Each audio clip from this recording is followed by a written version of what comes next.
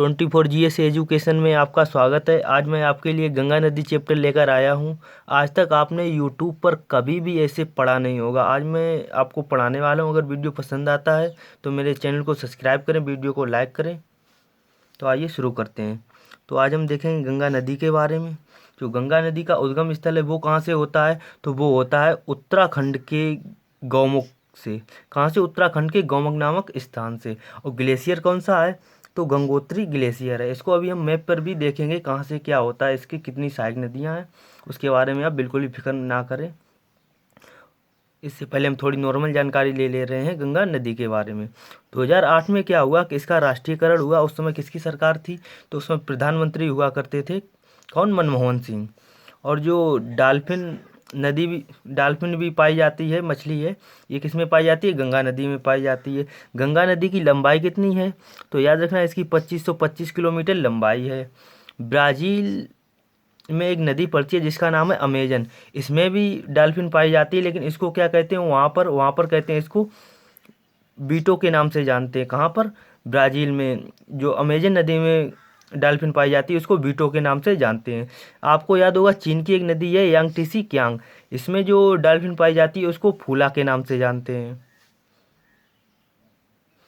इतनी बात आपको समझ में आई? तो आगे बढ़ते हैं। उसके बाद देखते हैं जो डॉल्फिन है, डॉल्फिन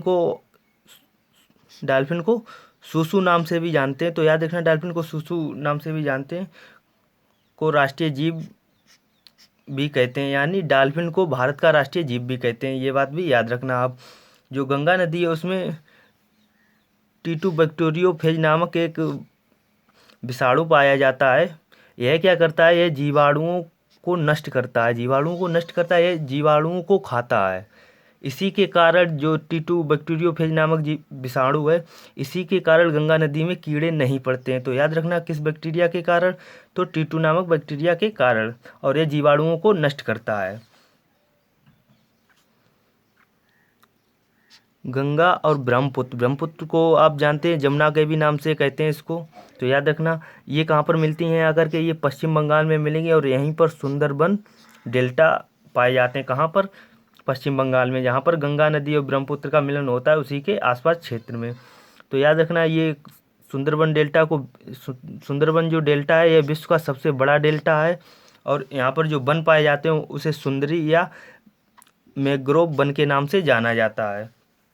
तो याद रखना जो पश्चिम बंगाल में सुंदरबन डेल्टा है वहाँ पर जो वन पाए जाते हैं उसे सुंदरी या मैंग्रोव वन के नाम से जानते हैं।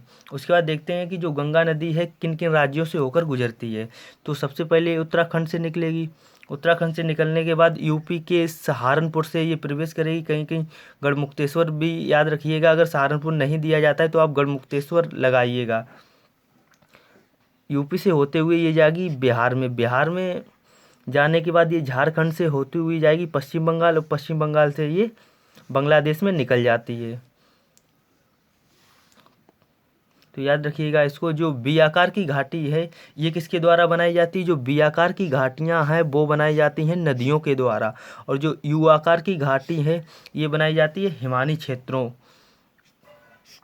के द्वारा, या फिर हिमानी क्षेत्रों में बनती है। कौन सी? यू आकार की घाटी। और जो यू आकार की घाटी है ये भी एक प्रकार से नदियों के ही द्वारा बनाई जाती है। तो याद रखना जो यू आकार की घाटी है, जो बी आकार की घाटी है, इनके द्वारा क्या बनता है? गार्ज बनता है। गार्ज यानी महाखंड। गार्ज का ही बड़ा रूप क्या कहलाता है? तो गार्ज का ही बड़ा रूप कहलाता है कैनियन। तो याद रखना गार्ज का बड़ा रूप या विस्तृत रूप क्या कहलाता है? कैनियन। आपको याद होगा कि अमेरिका की एक नदी है कोलोराडो नदी, यह विश्व का सबसे बड़ा कैनियन बनाती है। तो याद रखना विश्व का सबसे बड़ा कैनियन कौन सी नदी बनाती है? कोलोराडो नदी, जो कि अमेरिका की है। इतनी थी नॉर्मल जानकारी किससे? गंगा नदी से। अब देखते हैं गंगा नदी के बारे में चित्र से, जो मैंने मैप बनाया उसके जरिए। गंगोत्री ग्लेशियर से निकलेगी कौन सी नदी? भागीरथी। और एक चौराबाई ग्लेशियर पड़ेगा। कहाँ पर? ये तीनों ही ग्लेशियर उत्तराखंड से ही हैं और तीनों ही नदियाँ भी उत्तराखंड से ही निकलती हैं। जो चौराबाई से निकलेगी वो निकलेगी मंदाकिनी। और एक सतोपत ग्लेशियर पड़ेगा, ये भी उत्तराखंड में, यहाँ से निकलेगी अलकनंदा। तो यार याद रखना ये तीनों नदियाँ कहाँ से निकलती हैं, उत्तराखंड से। और जो अलकनंदा और मंदाकिनी यहाँ पर मिलते हैं, यहाँ करके कहाँ पर, ये अलकनंदा आई और इधर से आई क्या, मंदाकिनी, ये मिलते हैं रुद्रप्रयाग में। जहाँ पर मिलते हैं इसको क्या कहते हैं, इसको कहते हैं रुद्रप्रयाग। और जो अलकनंदा की तीन और सहायक नदियां हैं कौन कौन सी, एक है धौली गंगा, धौली गंगा मिलेगी आकर के अलकनंदा में, तो इसको क्या कहेंगे, इसको कहेंगे दोस्तों विष्णु प्रयाग। और जो नंदकिनी मिलेगी आकर के, इसको क्या कहेंगे, इसको कहेंगे नंद प्रयाग, क्योंकि यहाँ पर नंद है तो यहाँ पे क्या होगा, नंद प्रयाग होगा। और यहाँ पर कौन सी पिंडारी नदी आकर के मिलेगी किसमें, अलकनंदा में, तो इसको कहेंगे कर्णप्रयाग।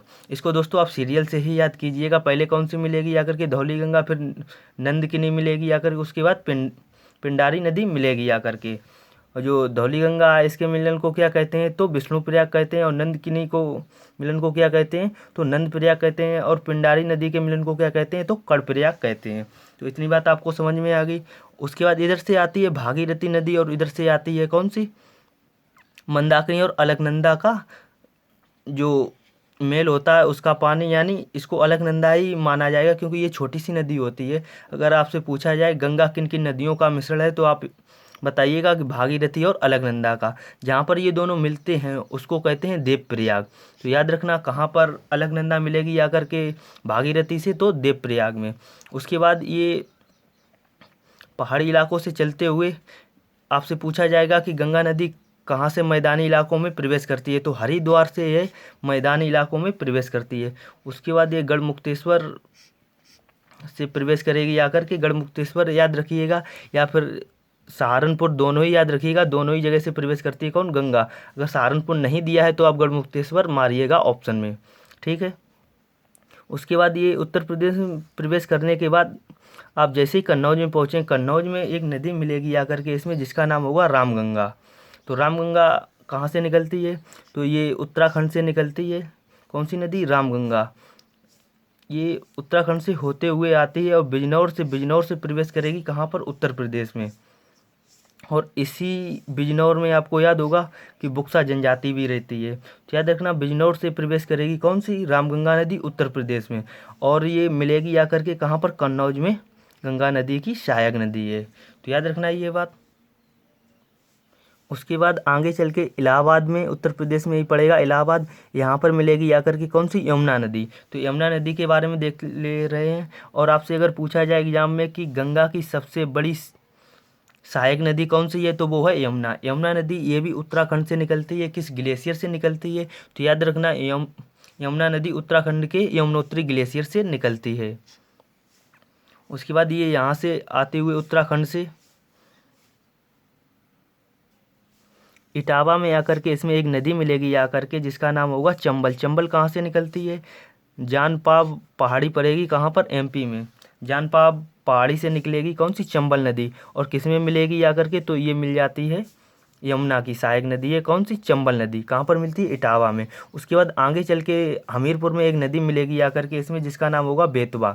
तो याद रखना बेतवा नदी कहाँ पर मिलेगी आकर के इसमें, तो हमीरपुर में मिलेगी आकर के। ये कहाँ से निकलती है, मध्य प्रदेश की विंध्याचल पहाड़ी से निकलती है कौन सी, बेतवा नदी, जो कि किसकी सहायक नदी है, यमुना की सहायक नदी है। उसके बाद आगे चल के एक नदी मिलेगी इसमें, किसमें, तो ये मिलेगी आकर के यमुना नदी में। कहाँ पर मिलती है, तो ये बांदा में मिलती है, जिसका नाम है केन नदी। केन नदी बांदा में मिलेगी आकर के। और ये कहाँ से निकलती है, तो कैमूर पहाड़ी से निकलती है। तो याद रखना कैमूर पहाड़ी से निकलेगी कौन सी, केन नदी। केन नदी कहाँ पर मिलेगी आकर के यमुना में, तो बांदा में मिलती है। बांदा ये उत्तर प्रदेश में ही पड़ेगा, तो याद रखना। उसके बाद ये यमुना नदी मिलती है जाकर के गंगा में, कहाँ पर, तो इलाहाबाद में। तो याद होगा आपको यहाँ पर संगम भी बना हुआ है गंगा और यमुना का, इलाहाबाद में। उसके बाद हम देखते हैं आगे इसमें कौन सी सहायक नदी है। उसके बाद इसमें मिलती है करके गोमती। गोमती कहाँ से निकलती है, गोमती आती है पीलीभीत से। पीलीभीत की एक झील है यहाँ पर, कुल्हर झील। तो कुल्हर झील से निकलती है कौन सी, गोमती नदी। और आकर के मिलेगी आकर के, ये कहाँ पर मिलती है, तो ये मिलती है गाजीपुर में।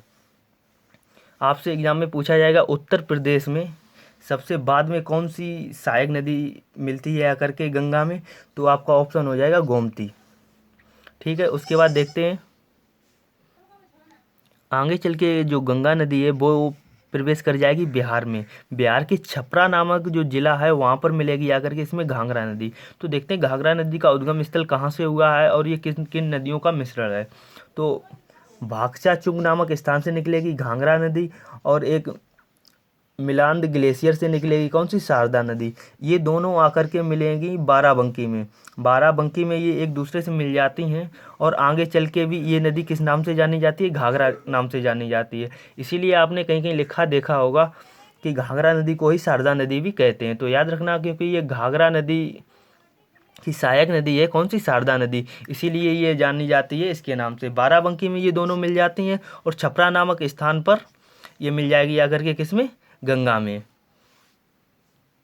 उसके बाद देखते हैं और एक नदी मिलेगी आकर के पटना में जिसका नाम होगा सोन नदी। तो सोन नदी के बारे में देखते हैं। जो सोन नदी है ये कहाँ से निकलती है, तो सोन नदी निकलती है अमरकंटक की पहाड़ी से। अमरकंटक की पहाड़ी से दो नदियाँ निकलती हैं, एक ऊपर की ओर चली जाती है जो कि नर्मदा है। आपको याद होगा नर्मदा ये अब जाएगी बंगाल की खाड़ी में, गिरेगी जा करके उधर से होती हुई। और जो एक नदी आगे की ओर जाती है इसका नाम होता है सोन। सोन नदी आकर के पटना में मिल जाती है आकर के कहाँ पर, गंगा में। और सोन नदी की एक सहायक नदी होती है जिसका नाम होता है रेहंद नदी। तो याद रखना सोन नदी की सहायक नदी है रेहंद नदी और इसी पर रेहंद बांध भी बना हुआ है, तो ये बात भी याद रखना। उसके बाद आगे चल के इसमें सोनपुर जो कि बिहार में है, सोनपुर आपको याद होगा सबसे बड़ा पशु मेला है। यहाँ पर एक नदी मिलेगी अगर के जिसका नाम होगा गंडक। गंडक कहाँ से निकलती है, तो नेपाल से निकलती है। तो ये बात भी याद रखना कि गंडक नदी कहाँ से निकलती है, तो नेपाल से निकलती है। और कहाँ पर मिलेगी आकर के, सोनपुर बिहार में मिलती है और यहाँ पर सबसे बड़ा पशु मेला लगता है। उसके बाद आगे चल कर के यहाँ पर कुर्सेला नामक स्थान पर एक नदी मिलेगी आकर के जिसका नाम है कोसी नदी। आपको याद होगा बिहार का शोक भी कौन सी नदी कहलाती है, तो कोसी नदी कहलाती है। किसका, बिहार का शोक।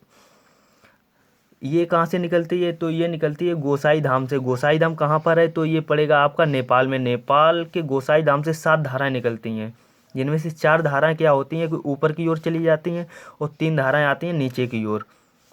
जो पहली धारा होती है ये कहलाती है अरुण, दूसरी धारा कहलाती है क्या, सन, और तीसरी धारा कहलाती है तम। मैंने क्या बताया कि पहली जो धारा है वो कहलाती है अरुण, दूसरी धारा सन, तीसरी धारा तम। इन 3 धाराओं का मिश्रण ही होता है कौन सी, कोसी नदी। ये कहाँ पर मिलती है, तो कुर्सेला नामक स्थान पर। ये बिहार में ही मिल जाती है, कहाँ पर, गंगा नदी में। उसके बाद आगे चल के क्या होगा, दार्जिलिंग से एक नदी निकलेगी जिसका नाम होगा महान नदी। महान नदी क्या होगा कि ये गोदावरी घाट पर मिलेगी आकर के किसमें, गंगा में। उसके बाद कुछ दूरी ये नदी झारखंड में तय करने के बाद कहाँ पर चली जाती है, फिर ये चली जाती है पश्चिम बंगाल में। पश्चिम बंगाल में आपको याद होगा कि इसकी एक सबसे बड़ी वितरका है कौन सी, जिसका नाम है हुगली। तो आपसे पूछा जाएगा एग्जाम में कि सबसे बड़ी वितरका कौन सी नदी है, तो ये है हुगली। आपको याद होगा कि वितरका और सहायक नदी में क्या अंतर है, तो मैं बता दे रहा हूँ कि वितरका और सहायक नदी में क्या अंतर है। वितरका वो होती है जहाँ से नदी की धाराएं 2 भागों में बट जाती हैं, वो होती वितरका। और कोई नदी इसमें आकर के मिल जाए वो होती सहायक नदी। तो ये हुगली नदी पर आपको याद होगा कि फरक्का बांध भी बना हुआ है और हुगली नदी पर ही एक बहुत बड़ा बंदरगाह स्थित है जिसका नाम है हल्दिया बंदरगाह, तो याद रखिएगा। उसके बाद ये नदी कहाँ पर चली जाएगी, बांग्लादेश में चली जाएगी। बांग्लादेश में ही इसको जाना जाएगा पद्मा के नाम से।